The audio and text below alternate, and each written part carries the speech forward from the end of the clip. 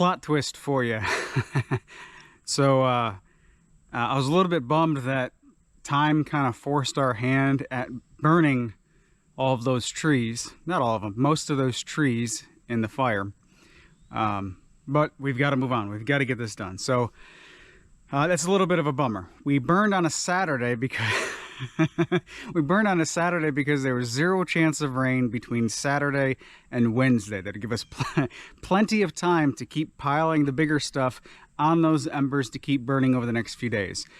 So we burnt on a Saturday night. Sunday morning I come out here to work and to just try and push stuff onto the pile.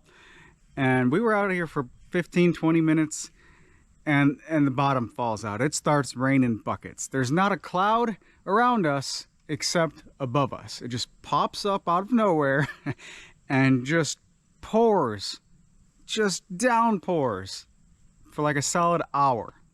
Fire's completely out. All of the hot embers to keep the fire going, completely out. All of the logs, the majority of the logs, just have charred bark and the inside is still good. So call it a blessing in disguise, I guess. So that means what I've been doing for the past few days, several days, is basically been picking up a war zone. All these logs are still attached to the root ball, so I'm trying to cut the root ball off, trying to move the logs around with the tractor. Most of them in their full state are too heavy for the front end loader of my tractor, front loader of my tractor. So cut, move, pile, cut, move, pile, cut, move, pile, and then take the smaller stuff that we're cutting off, piling it up and starting new fires. And it's just been a process. Blessing in disguise, maybe? But we've got a tremendous amount of logs that are still good on the inside. They just look like they've been through a forest fire, which is still usable material. So what I've been doing is piling a little bit up here and there for me. I've got so much to go through that it's just kind of wasteful sitting there, and then piling a bunch up for a friend of mine to take to the sawmill. So yeah, we end up using all these logs, the majority of them anyway. They're a little bit charred, everything's a little bit dirty, but we're still using them. Way easier to skid these out of here, cut the root ball off and skid them out, not with the tractor but with the truck. 8,000 pounds of 6.7 liter diesel power, four-wheel drive low with the rear end locked, and putting it in first gear. So if you put one of these in 4 low, it automatically goes to second gear to start out. I guess because the gear ratio is so low. In first gear you have a hard time stopping with the brakes, so you don't want to fry your brakes obviously. But in a situation like this where I'm pulling a log out, 4-wheel drive low, first gear, everything locked, and it just crawls. So this is just a completely stock truck, and it's pretty cool to pull these out. Yeah, RPMs don't even hit 1,000 RPM pulling these out. So I've got a chain on the log. That chain goes through here, and then this is connected to 2 safety chains from an old trailer that I have connected to the hitch. So we're distributing the load on 2 attachment points, and to be honest with you, it's not that much of a load anyway. A much smaller truck should be able to pull this out. It's just sliding along the length, and that's our greatest resistance right there, digging in the dirt. But getting these out so I can skid them, getting these out so I can cut them into logs to go to the sawmill is much easier than cutting them into logs up there and trying to extract them.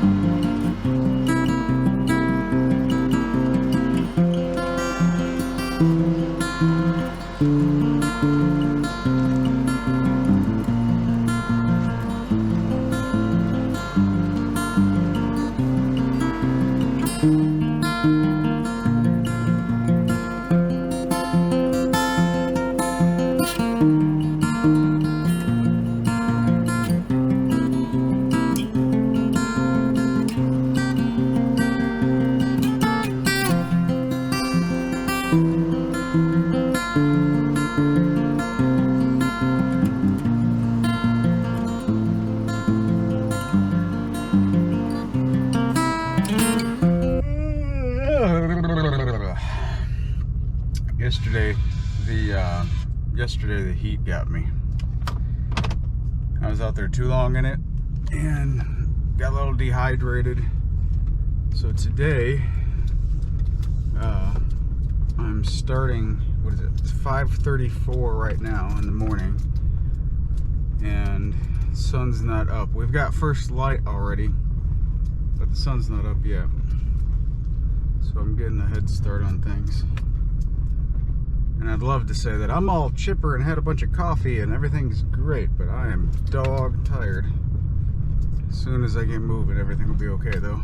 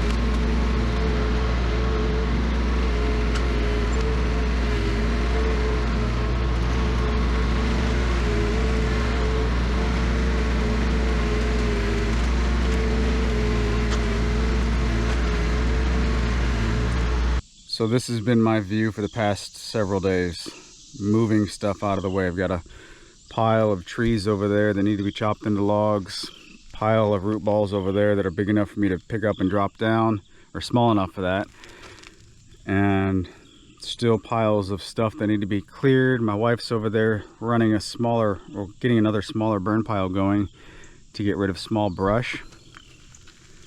More logs over here. More trees to be cut into logs, staging over there and over there. And then actually on the other side of the burn pile is a set of logs that I'm going to keep. More logs that are going to go to the sawmill. It's just been a hot mess out here. Keyword is mess. So yeah, all of these logs are not going to waste, which is what I thought was going to be the decision based upon time. They're actually going to the sawmill, so that'll be good. You might be able to tell in my demeanor right now, but I'm exhausted. This is the first time during this whole process where I'm like, I'm just exhausted. So gotta get more rest. Well, no, I went to bed at 10 o'clock last night and woke up at 9 o'clock this morning. So it's not a matter of rest. It's a matter of nutrition. We're in that camper in the meantime, which means we don't really have a large refrigerator, so we have to go get groceries much more frequently, which means we can't stock up like we used to, which means we're way more inclined to get a convenience meal here and there.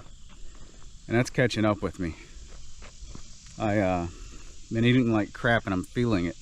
One thing I want to do today is get a ladder up into these trees and pull the files off the trail cameras and see how they've been turning out. I'm walking through these trees to go to the ladder number 2, because ladder number 1 was over there behind me, and I I needed to move it to the other side of the clearing. So I was like, well, I'm on the tractor, I'm feeling lazy, I'll just use the grapple to grab the ladder and take it to the other side, which is no problem. I laid the ladder down on its side, you know, sitting up so I can just barely pinch it with the grapple and move it, no big deal. And then I do what I'm doing now. I went through these trees behind me, and apparently there are 2 trees that are less than 10 feet apart from one another. And I don't know if I spaced out or whatever, but I just drove right through and bent the ladder. It is no longer an extension ladder. So that was a $230 mistake for a new 10 foot, I guess 20 foot extension ladder. That kind of sucks.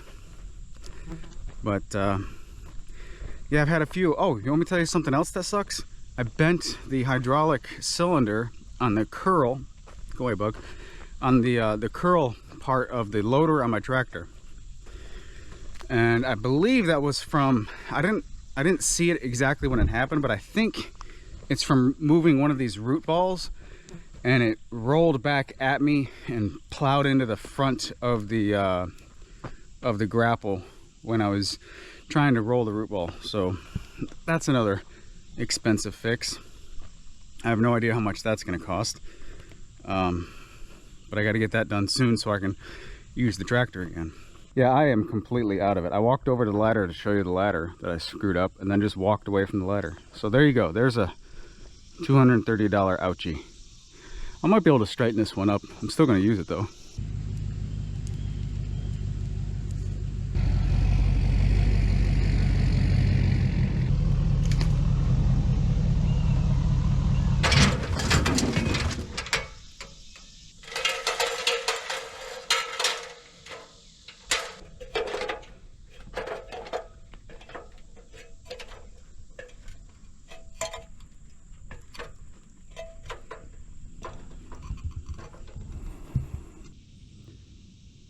Here's kind of a better view of what's going on.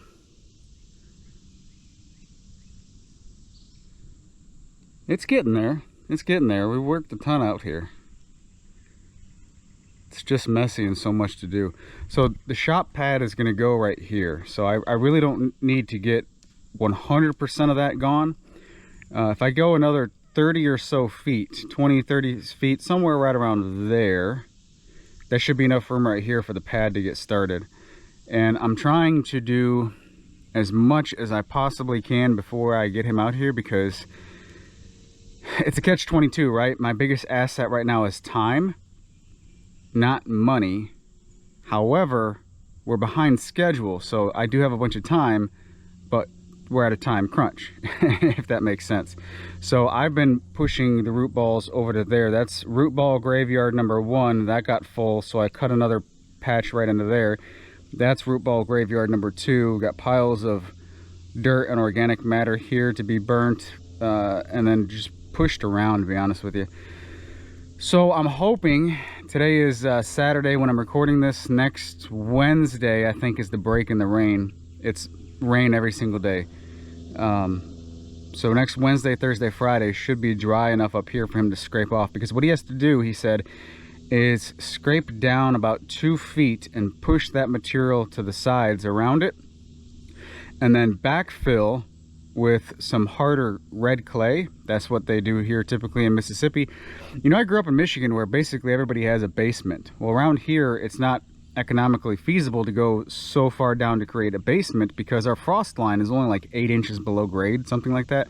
It's nothing, right? People in northern climates are probably laughing. But so what they do is they basically scrape off all the organic matter, and then they put a nice thick layer of red clay, and let that settle and compact for 4 weeks or so. And then you just pour a slab on top of it, which is like a 4-inch thick slab, I think like 8-inch or 16-inch footers all the way around it, something like that. It's very shallow, all things considered, but that's standard around here. It's just a small slab. So it's gonna go right here. Let's see how the batteries are doing.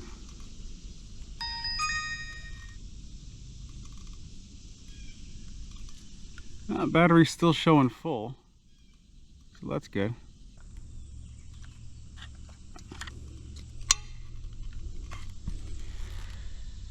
Oh, of course I dropped it. Still rocking the old Dell Latitude brick that I bought used in 2016. This has been a reliable laptop for me, we'll say. Not super fast, but reliable. Something that I've realized and kind of confirmed while looking at the photos on this camera is that when it rains, like this clearing right here doesn't really hold the water. It's like a sandy, I don't know if it's sandy loam. I think that's what it is. Some type of sandy soil that we have, and it doesn't really hold water at all. It drains it out pretty quick. The problem with getting back here is our driveway. Our driveway is just mud. So we need to get gravel on it. Well, we can't get gravel on it until we run our electricity and our water through it, because that's the only path back here is through the driveway ditches basically, and then of course through the center part of the driveway here and there. So we can't do gravel until we do electricity and water. We can't do electricity and water until we get the pad done, because that'll determine where the electricity finalizes at. So it's like, it's an order of operations thing, keeping our driveway gooey. And that's what's really keeping us from coming out here after it rains. It really just needs like 12 hours or so after rain for the water on the driveway to kind of get away from it, to where you're hitting the hard stuff below the tacky, muddy stuff on top. And most of the time, it'll rain through the night.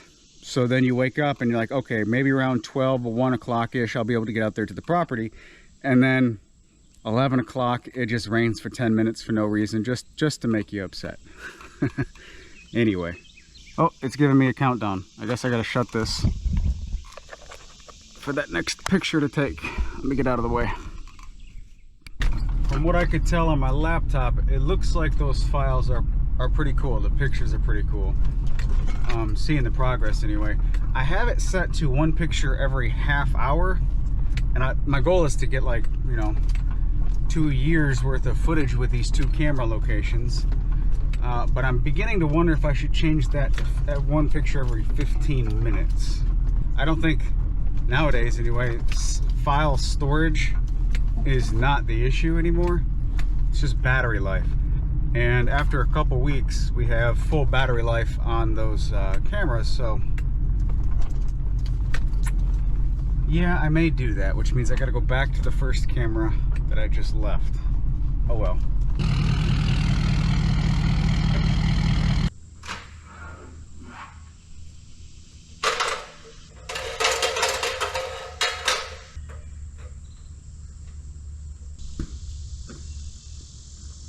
So here's where I messed up the first ladder.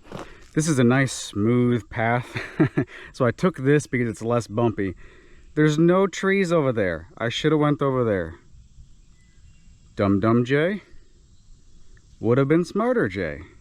I'm waiting on the last of the files to transfer, and I just got word that another truck and trailer are on its way to get some more logs, which is fine, except for the fact that my hydraulic cylinder is busted on the curl, left side curl motion of the bucket. It's bent. It's not leaking fluid, so I think I'm just gonna keep using it. I know if I take it off right now, I could probably get a new ram. I think that's what it's called, the internal part, the piston part, the ram. I know I can get another one of them and have it rebuilt for around $100, is from what I was told. But I've got work to do, so I really need to. I really shouldn't, but I gotta use it. We'll see what happens. Like I said, the shop is going over there, so I really only have to clean up to, say, right here-ish, and then I can work on this at my convenience.